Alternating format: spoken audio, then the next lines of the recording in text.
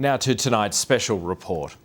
When Nepal was devastated by a 7.9 magnitude earthquake on Anzac Day this year, Australians opened their hearts, donating tens of millions of dollars to help the shattered nation get back on its feet.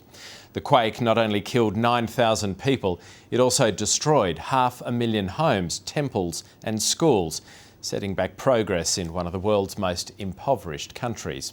ABC Canberra reporter Siobhan Heanue was in Kathmandu when the earthquake first hit. She's returned to see how the Nepalese are coping with life in its aftermath.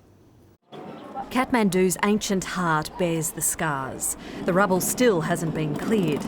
It's a constant reminder of that day in April.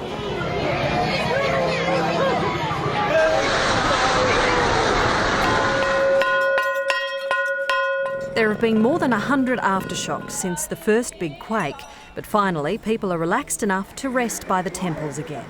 The last time I was here, this place was in ruins and the Nepalese people were in deep, deep shock. After the earthquake, I got to leave, but they didn't. And in the months since, the monsoon rains have set in and the number of uncertainties about the future have only multiplied. There are signs of life as it used to be. Shoehorned into the main square is a makeshift school. 30,000 classrooms were razed in the disaster, and restoring routine for students has been a top priority. They learn in whatever space they can, but it's not ideal. Very bad. Why is it bad?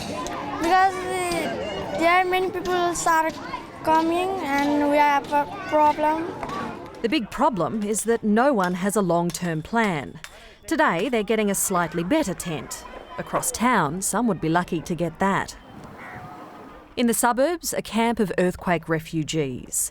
These people are from a rural district where whole villages were wiped out. Now 700 families are squeezed into 200 tents.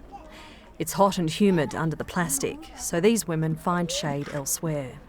The children have nits, and at night they're plagued by leeches. We feel forgotten. Nobody comes and checks on us, asks about us.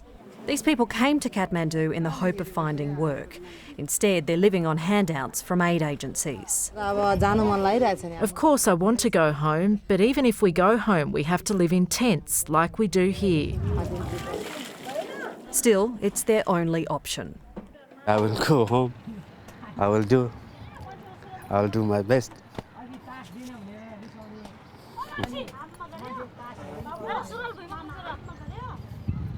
The more time passes, the more the disparity between the haves and the have-nots is growing, between those who escaped relatively unscathed and those whose futures are looking more and more unclear every day. But in some places, aid is getting through. 70-year-old Sitar tells me she's very happy with her new home and all her worries are gone.